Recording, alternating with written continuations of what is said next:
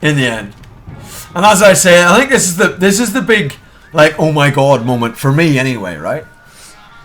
It's like, if you imagine, right, just see how high up we are, right? We're this, fuck me, my heart's in my throat. We're this high up, pretty high up, right? Right now, it's pretty high up. And you look at the map, and you think, that's the halfway point. That's going to be the highest point, right? It's going to be up here. And this is a 45-degree angle, so for every one block that it goes closer, it'll also go one block higher.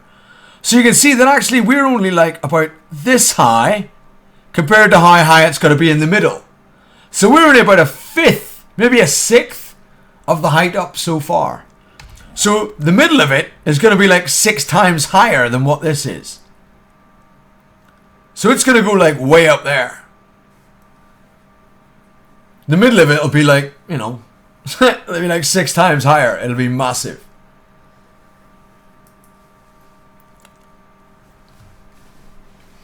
It'll be 150 blocks high in the middle.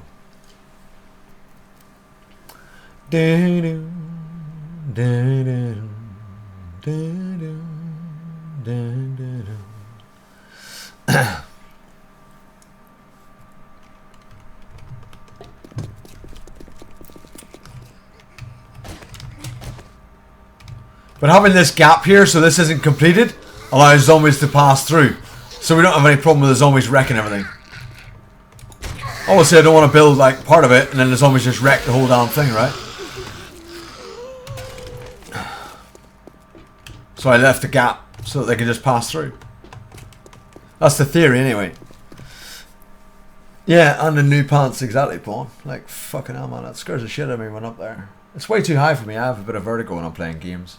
When I'm playing games, I have. In real life, I don't. I used to fix helicopters for a fucking living, man. I used to fly all the time.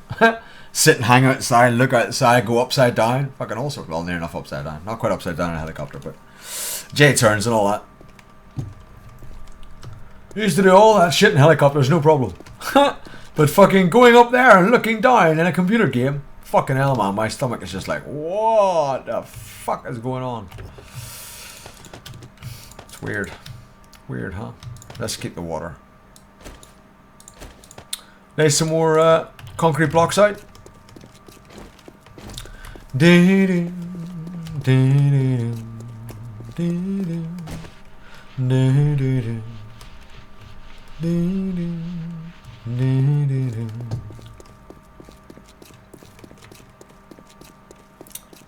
So we're kind of kicking ass, I think, with this build.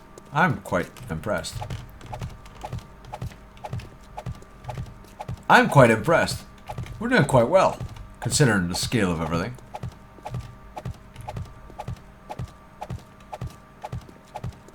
Basically like being on a roller coaster, Sabuma.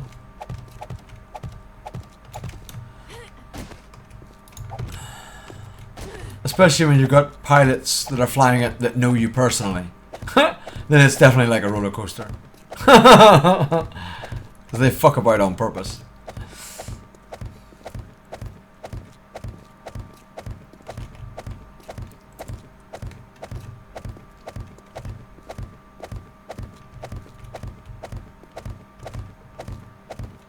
Oh, I can imagine warped, yeah.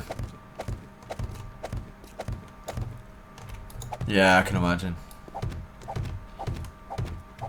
You know what was fun in the army, right? I don't know if you guys know very much, right, about vibration, right? Not that kind, warped. Don't get all excited. I don't know if you guys know very much about vibration, right? But like, as an aeronautical engineer, right, we studied all that kind of shit. Obviously, you know, helicopters, vibration is the huge killer, right? It's what wrecks the helicopter, right? As far as an engineering point of view is concerned. But the Gazelle helicopter, right, which the British Army used for a very long time, and I think still has Gazelles. The Gazelle helicopter, right, just so happens that that the main rotor vibration of a Gazelle helicopter, depending on what acrobatics you do with it, can actually cause the helicopter to vibrate at the exact same frequency as the resonance of the female bowel. which, when you had family day, was hilarious. So when you had, like, you know, people coming in, family day and stuff, and you had the wives and girlfriends and stuff going up for a flight in helicopter. And then suddenly the girls are like, oh, like this here. They're like, oh my god, I need to go to the toilet. Oh my god, I need to go to the toilet. Just because of the vibration. Just because of a particular frequency of vibration. Seriously, Warped.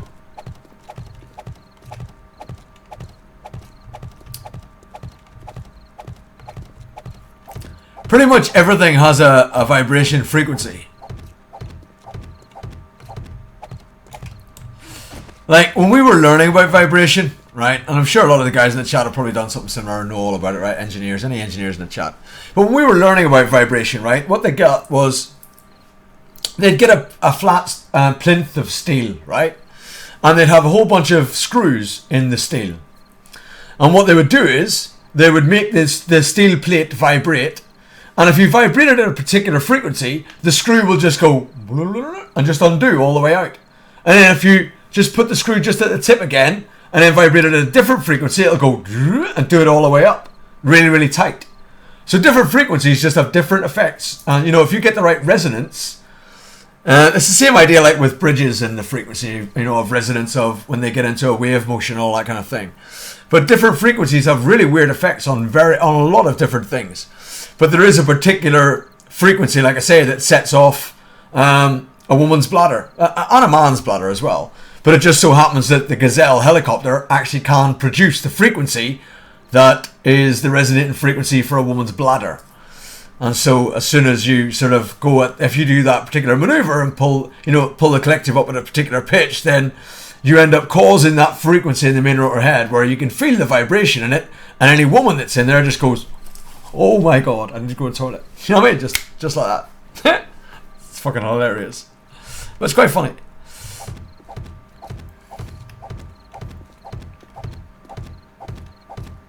Exactly, Ridge, yeah.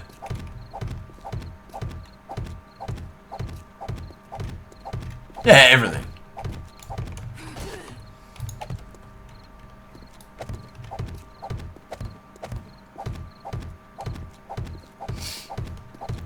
But yeah, it was quite fun.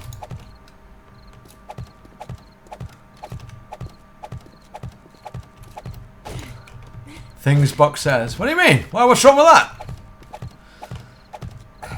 Just a tip, very tight. Well, you know. What?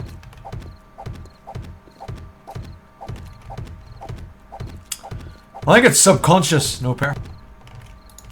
I think it's not my fault. It's something that I do subconsciously. Yeah, I did, yeah. It was just helicopter repairs, Sensei. Yeah. I was based in Plochi dockyard in Croatia in 1995.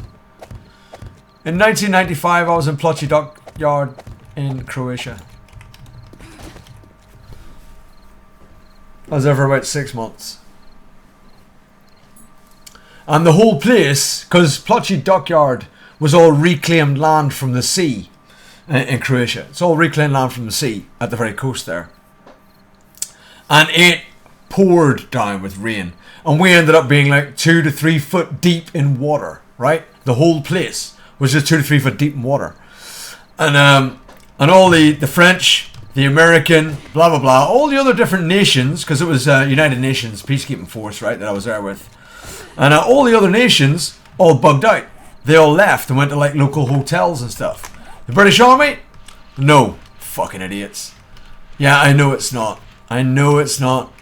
But it was still called the Bosnian conflict. I know it's not Bosnia. I'm well aware. I don't mean to offend you. And all the other nations all bugged out and left and went to hotels and so on. And British Army, no, we stayed because they didn't want to pay to put us in hotels. So what we did was the dockyard authorities, right? Because it was the docks, right? You know, wooden pallets, right, that you would load things on. Well, there was obviously wooden pallets all over the place, right? Because it was a dockyard. They did a lot of loading and unloading. And so what we did was we grabbed loads of the pallets and we raised up basically our entire encampment on wooden pallets, about 3 or 4 deep of wooden pallets. We raised them all off the ground, raised everything off the ground. And we stayed there. And then suddenly we had officials from the United Nations coming around threatening to charge the British government a fortune, like an outlandish amount of money, for these pallets, because what we'd done is we'd stolen them, right? We'd gone round at the dead of night with Land Rovers and picked up all these pallets from the dockyard itself, the civilian side. We got all these wooden pallets. We were going to give them back with her. We just wanted to raise up our stuff, right? We didn't really care. And the civilian authorities came around and they were obviously going to charge the United Nations a fortune for all these missing pallets. So they came round and they inspected all the pallets, and they actually had to look at the pallets. And there was some of the pallets were United Nations pallets, and they had a certain number of slats, the wooden slats on a pallet. They had a certain number of slats on them, and certain pallets were Croatian pallets, and they had a different number of slats. And we had to give in all our pallets and stuff and get issued with some other pallets, and oh my god, it was a ridiculous thing. Just for the sake of us trying to get dry, because we were there on this frickin' dockyard. It was a swamp. It was ridiculous. No, I didn't work alongside local soldiers. No. At that time, Sensei, it was United Nations. There was no taking sides or anything with the United Nations, Sensei. There was none of that. It was when it changed to NATO that might have happened. But I went with the United Nations peacekeeping force. We had no involvement with the citizens there at all. United Nations had nothing to do with that. And then, after we were there for about 9 months, the United Nations then backed out and NATO took over. And that was different. But I didn't go with NATO. I only went with the United Nations when it first kicked off. And that was about it.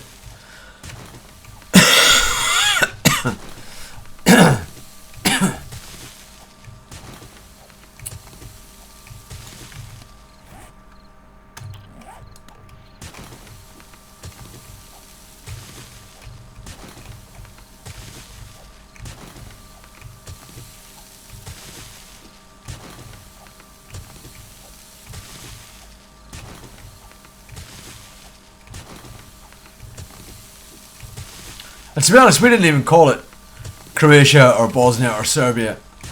We just said it was FRY. It was the former Republic of Yugoslavia. Because, I mean, when I was young, it was Yugoslavia. You know? When I was young.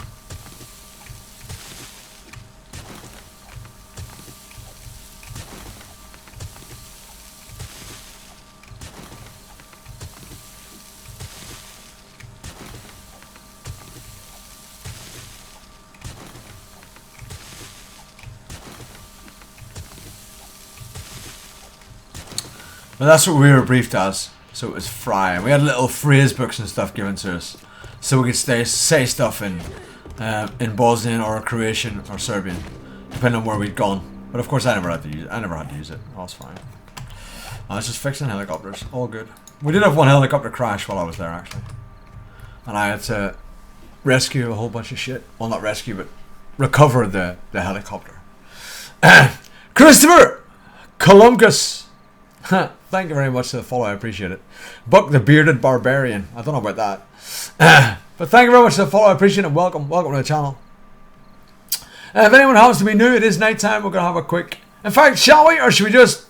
Because we've done 8 3/4 hours, guys. Should we give some love out somewhere? Should we do that? Should we give some love out? I'm just kind of wondering now.